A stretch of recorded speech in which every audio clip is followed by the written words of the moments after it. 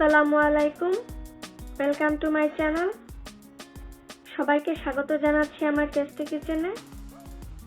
আজকে আমি আবারও আরেকটি পিঠার রেসিপি নিয়ে হাজির হলাম, আর সেটা হচ্ছে তেলের পিঠা।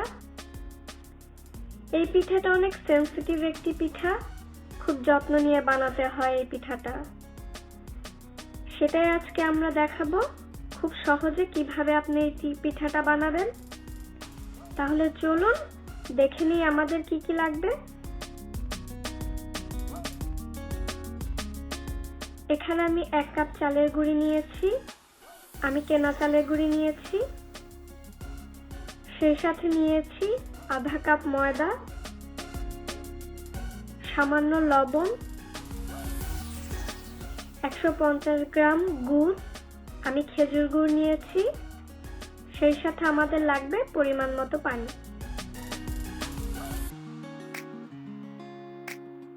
প্রথমেই গুড়টাকে গলিয়ে নিতে হবে, সেজন্য চুলায় একটি প্যান দিয়ে আমি গুড় আর আধা কাপ পরিমাণ পানি দিয়ে দিচ্ছি। গুড়টাকে খুব ভালোভাবে গলিয়ে নিতে হবে যাতে কোনো দানা দানা না থাকে।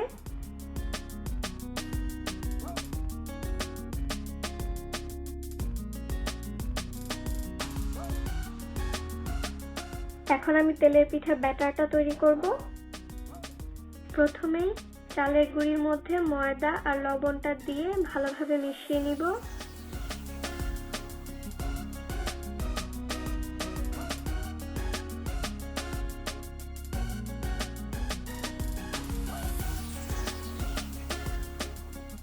এরপরেতে গলানো গুড়টা একটা ছাঁকনির সাহায্যে ছেঁকে ঢেলে দিব। গুড়টা গরম থাকা অবস্থায় ঢালতে হবে। ঢেলে খুব ভালোভাবে মিশিয়ে নিব।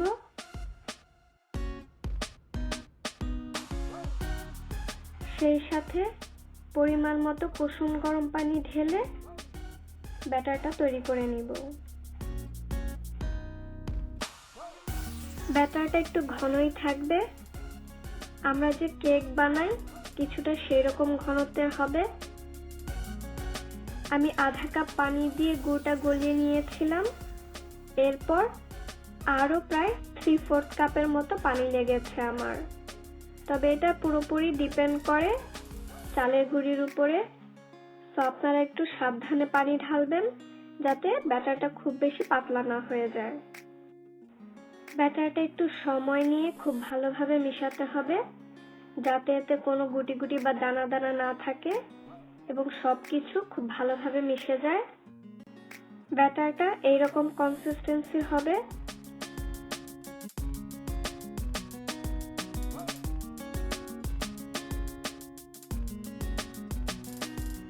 ব্যাটারটা তৈরি হয়ে গেলে আমরা 15 থেকে 20 মিনিটের জন্য ঢেকে রাখবো।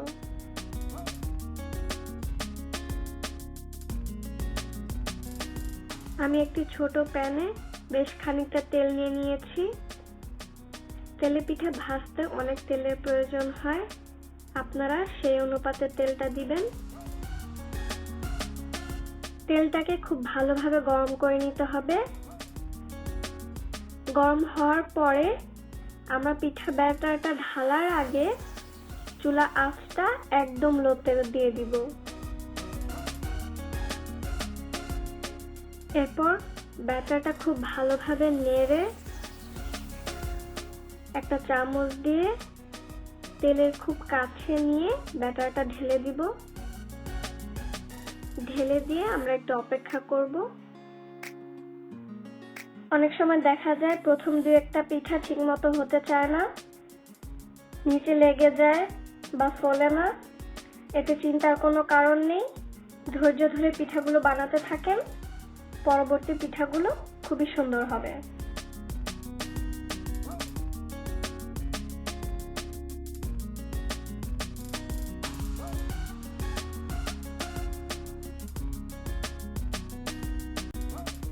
আমি আরেকটা পিঠা তৈরি করে নিচ্ছি। প্রতিবার ব্যাটার দেওয়ার আগে খুব ভালোভাবে নেড়ে নিতে হবে।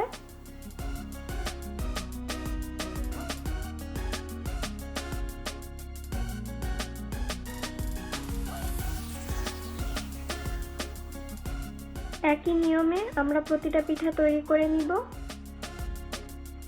দেখেন পিঠাটা কি সুন্দর ফুলেছে।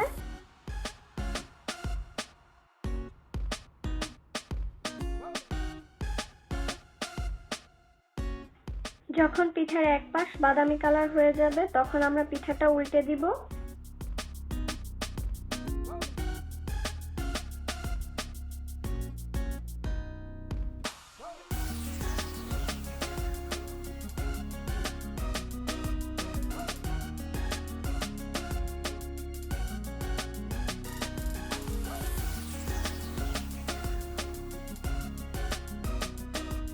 এভাবে 2-1 বার উল্টিয়ে পিঠাটা নামিয়ে নিব। খুব বেশি ভাজা যাবে না, তাহলে পিঠাটা শক্ত হয়ে যাবে। পিঠাটা হওয়ার পরে একটা পেপার টাওয়ালে তুলে নিতে হবে, যাতে এর এক্সট্রা তেলটা ঝরে যায়। তৈরি হয়ে গেল তেলের পিঠা। একে অনেকেই ডুবো পিঠা বা ভাজা পিঠাও বলে। তবে যে নামেই ডাকুক না কেন, পিঠাটা খেতে কিন্তু অসাধারণ। আমরা একে একে সবগুলো পিঠা এভাবে বানিয়ে নিব।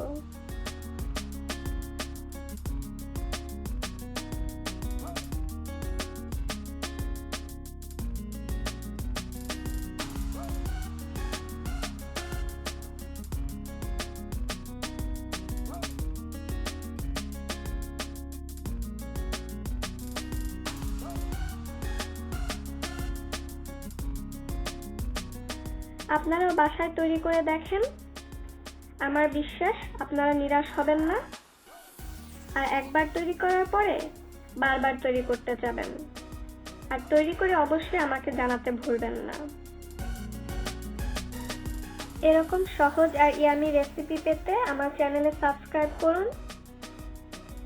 আপনাদের যদি কোনো রেসিপির রিকোয়েস্ট থাকে সেটাও আমাকে কমেন্ট করে জানাতে পারেন।